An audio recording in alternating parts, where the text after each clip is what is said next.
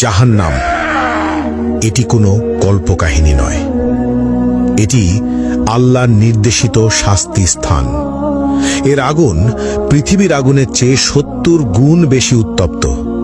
এখানে কোনো শান্তি নেই, কোনো মুক্তি নেই, শুধু চিরস্থায়ী যন্ত্রণা। চলুন দেখা যাক কোন ২০টি পাপ মানুষকে এই ভয়াবহ শাস্তির দিকে নিয়ে যায়। প্রথম, মা বাবার অবাধ্যতা। পাপ অভিভাবকের প্রতি অবমাননা বা তাদের কথা না মানা। শাস্তি আগুনের চাবুক এবং গলিত সীসা দ্বারা তীব্র যন্ত্রণা। প্রতিটি আঘাত মস্তিষ্ক পর্যন্ত অনুভূত হবে। দ্বিতীয়, কৃপণতা। পাপ আল্লাহর পথে খরচ না করা, দান সদকায় আড়ানো। শাস্তি গলিত ধাতু পান করতে হবে, যা পেটের ভিতর আগুনের মতো জ্বলবে।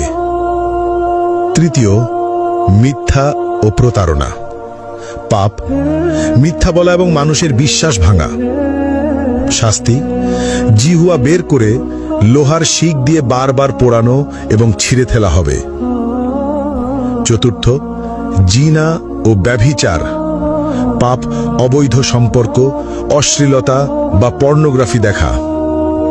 শাস্তি জ্বলন্ত চুল্লিতে ফেলা হবে, উপরে উঠবে এবং নিচে পড়বে, বারবার যন্ত্রণা অনুভব করবে। পঞ্চম, কুফর ও শিরক। পাপ আল্লাহর অস্তিত্ব অস্বীকার করা অথবা অন্যকে আল্লাহর সঙ্গে শরিক করা। শাস্তি চামড়া বারবার আগুনে পোড়ানো হবে, নতুন চামড়া তৈরি করে আবার পোড়ানো হবে, ফুটন্ত পানি মুখে ঢালা হবে। ষষ্ঠত, গীবত ও পরনিন্দা।